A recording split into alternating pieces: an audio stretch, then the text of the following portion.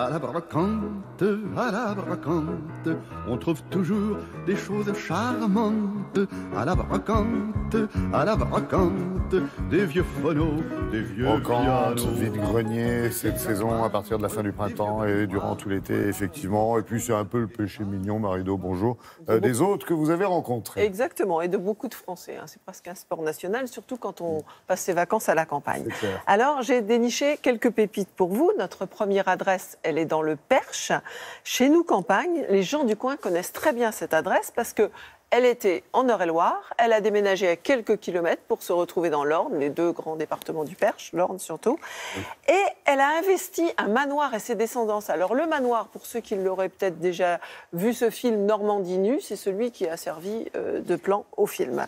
La deuxième adresse, elle est en Côte d'Armor. Et là, c'est dans une famille, c'est chez les Trois Sœurs Lamour, c'est une famille de pionniers du tourisme rural. Les gens les connaissent très très bien parce que les parents de ces demoiselles avaient monté un immense domaine maintenant, mais qui est parti d'une toute petite miséreuse ferme auberge dans un moulin.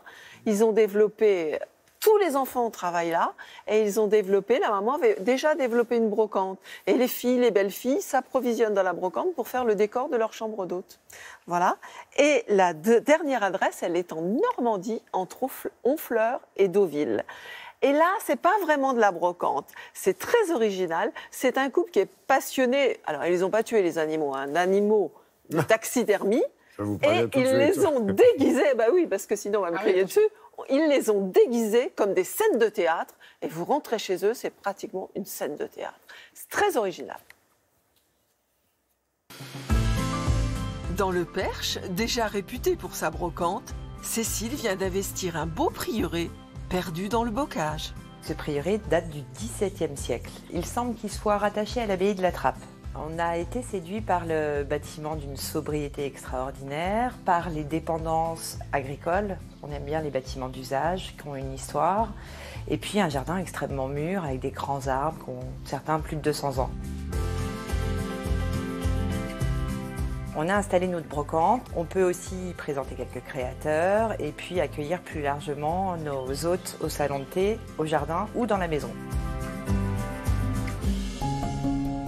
On aime bien l'idée du Big Bazar, on aime bien l'idée des univers mêlés où des choses s'entrechoquent, contemporaines ou anciennes, mais c'est en tout cas le fruit de tous nos choix. On a créé la cabane sous le toit, qu'on a meublée en matériaux recyclés, principalement. On a chiné des vieux planchers de danse de petits villages d'à côté, des matériaux comme les tôles ondulées rouillées. On a eu envie de faire des boules de mousse pour ramener un petit bout de forêt dans la maison. Donc le jardin, c'est une autre pièce de la maison. À Plélo, du côté de Guingamp, la famille Lamour fait partie du paysage breton depuis un demi-siècle. C'est un concept monté par mes parents il y a une 50aine d'années. Tous les deux du monde rural, en fait, ils se sont lancés dans le tourisme. Et en trouvant un moulin, une jolie vallée, ils ont voulu développer donc la restauration et puis après l'hébergement. Ma mère adorait la vaisselle ancienne. Donc du coup, ils ont monté cette brocante quelques temps après. On a pioché après dans cette brocante-là pour faire nos décors de chambres, de gîtes, parce que sûrement qu'on était sensibilisés à ça et qu'on aimait aussi ces décors-là. Avec mes deux sœurs, on est associés au niveau de l'auberge et mon frère et sa femme ont aussi des jolis gîtes sur la commune. D'être nombreux, ça crée une émulation et les idées fusent. Alors moi, c'est vrai que je suis assez passionnée par les zingues et je trouve que dans un jardin, ça amène vraiment beaucoup de personnalité. On a une vallée de 30 hectares avec une rivière, il y a des poneys Shetland, il y a un parc à bout. Si on vient ici, on peut y passer une journée, même plus.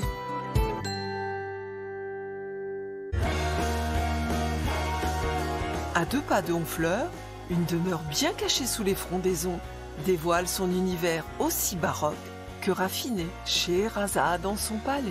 Notre univers se veut joyeux, enthousiaste, plein de couleurs, onirique et un tantinet élégant et décalé. On adore la taxidermie et cette volonté de redonner vie aux animaux qui jouent leur part du décor en jouant des personnages. les chambres sont un petit peu plus neutres pour ne pas encombrer nos hôtes. Et puis la fantaisie, ils la retrouvent dans les lieux communs. On peut repartir avec un certain nombre d'objets. On a une sympathie particulière pour l'Angleterre et pour la vaisselle anglaise, ce raffinement et cette extravagance britannique. Chez nous, nous pouvons prendre un cours de cuisine qui est axé bien-être. Les hôtes sont charmés, surpris pour la plupart, en nous disant « je n'habiterai pas ce genre de maison, mais le temps d'un week-end, c'est juste fantastique ».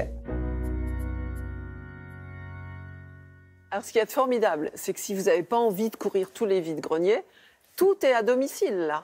Ah oui, d'accord. Enfin, franchement, c'est incroyable. Par exemple, la maison de Bretagne, ils ont commencé avec des vaisselles ébréchées trouvées dans les décharges. Et ils ont construit leur domaine à partir de ça. Ça veut dire que tout peut arriver à tout le monde, quoi. C'est pas la peine d'être riche pour monter des choses comme ça. Merci en tous les cas.